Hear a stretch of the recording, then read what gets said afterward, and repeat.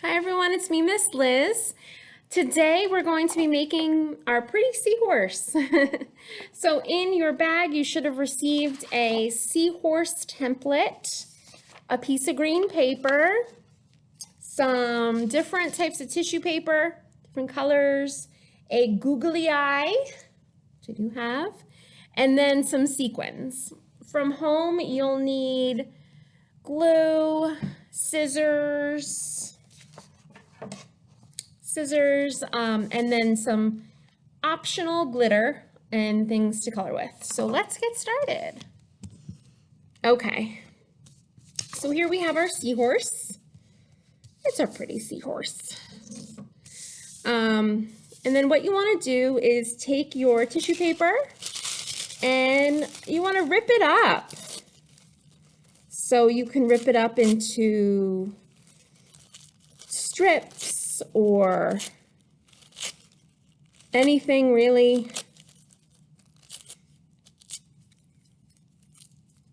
So you can even do like balls if you want. This is fun, but it does take a lot longer. So that is up to you. And then you want to glue them on. So you start kind of by, we want to get some glue on here.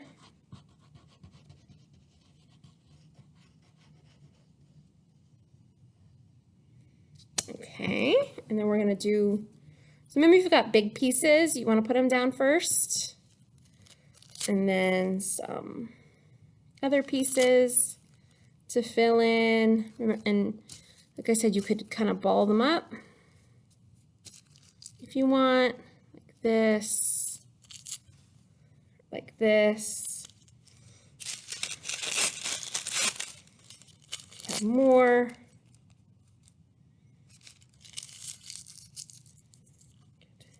That's his nose. Maybe you want to ball them like that. Get creative. Anything goes.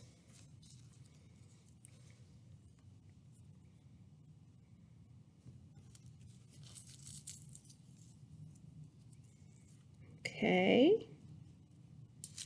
All right.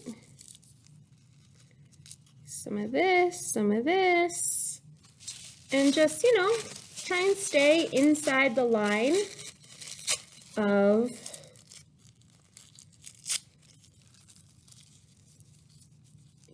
of the template.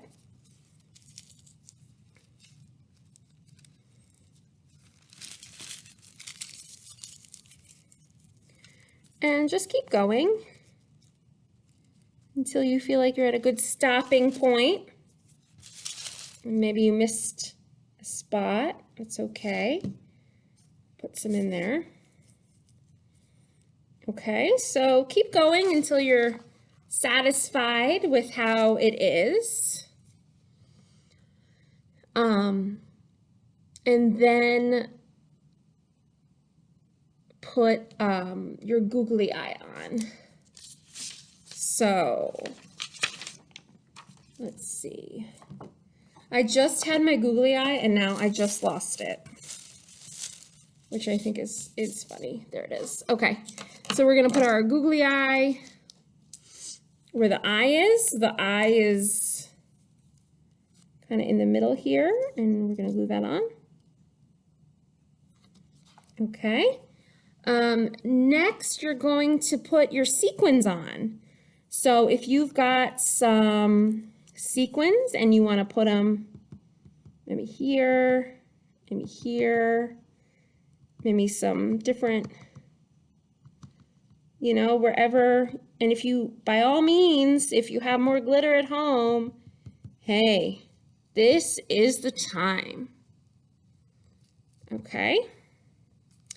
And then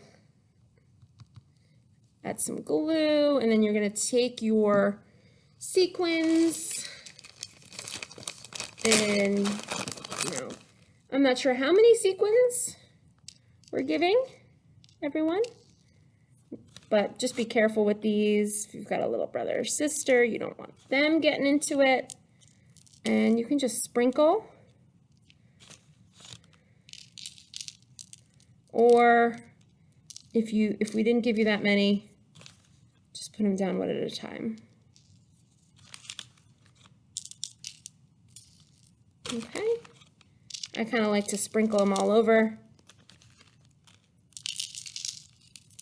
And then I like to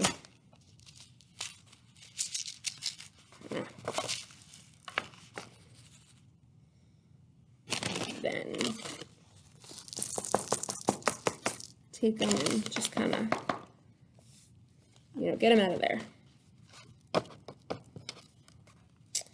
Okay, so here's my beautiful seahorse, and then you can take your green paper and we're going to make some seaweed by cutting out some seaweed. And if you have a, implement, writing or drawing implement, you can use that. Right now I do not.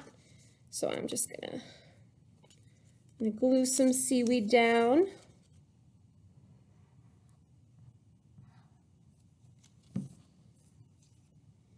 So it looks like our seahorse. Okay, so we've got some seaweed. Maybe we'll make some more seaweed.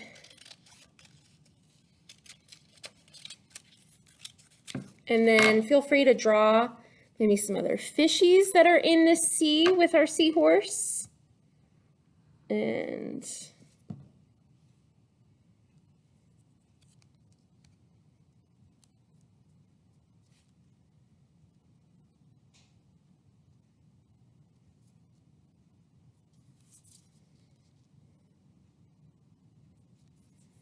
all right, and there we go. I think we've got it. She's a dazzly, snazzly seahorse. Okay. I am going to put her over there, and I'm going to read a book, and it is called Mr. Seahorse. And he's really dazzly, too.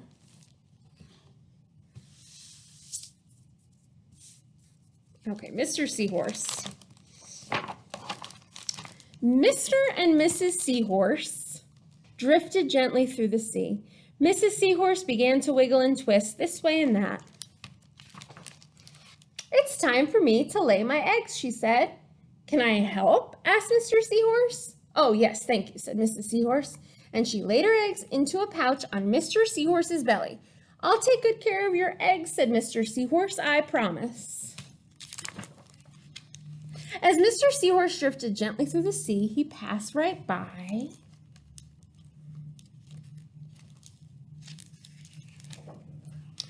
a group of trumpet fish hidden in a patch of reeds. But before long, Mr. Seahorse met another fish. "How are you, Mr. Stickleback?" asked Mr. Seahorse. "Delighted," replied Mr. Stickleback. "I just built a nest, and right away Mrs. Stickleback laid her eggs into it. Now I'm taking good care of them until they hatch." "Keep up the good work," said Mr. Seahorse, and swam on his way. As Mr. Seahorse drifted gently through the sea, he passed right by a lionfish hidden behind a coral reef. But before long, Mr. Seahorse met another fish. "How are you, Mr. Tilapia?" asked Mr. Seahorse. Mr. Tilapia couldn't answer. His mouth was full of eggs. I know," said Mr. Seahorse. "Mrs. Tilapia laid her eggs. Now you're taking good care of them until they hatch." Mr. Tilapia nodded his head. "You must be very happy," said Mr. Seahorse, and swam on his way. As Mr. Seahorse drifted gently through the sea, he passed right by a pair of leaf fish hidden along the seaweed. But before long, Mr. Seahorse met another fish. "How are you, Mr. Curtis?" asked Mr. Seahorse. "Perfectly fine," replied Mr. Curtis. "Mrs. Curtis laid her eggs, and I have them stuck on my head. Now I'm taking good care of them until they hatch." "You're doing a good job," said Mr. Seahorse, and swam on his way. As Mr. Seahorse drifted gently through the sea, he passed right by a stonefish hidden behind a rock. But before long, Mr. Seahorse met another fish.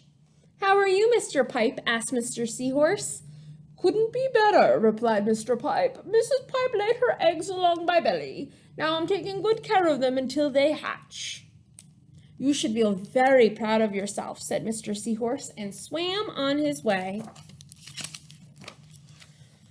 But before long, Mr. Seahorse met another fish. "How are you, Mr. Bullhead?" asked Mr. Seahorse. "Tip-top," replied Mr. Bullhead. "Mrs. Bullhead laid her eggs, and the eggs hatched.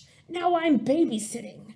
"You're doing a fine job," said Mr. Seahorse, and swam on his way.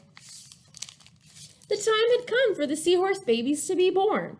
Mr. Seahorse wiggled and twisted this way and that. At last, the babies tumbled from Mr. Seahorse's pouch and swam away. One baby turned around and tried to come back into the pouch. "Oh no," said Mr. Seahorse, "I do love you, but now you're ready to be on your own." And there you go. All right, well, thank you so much for making your pretty seahorse with me. See you next time. Bye.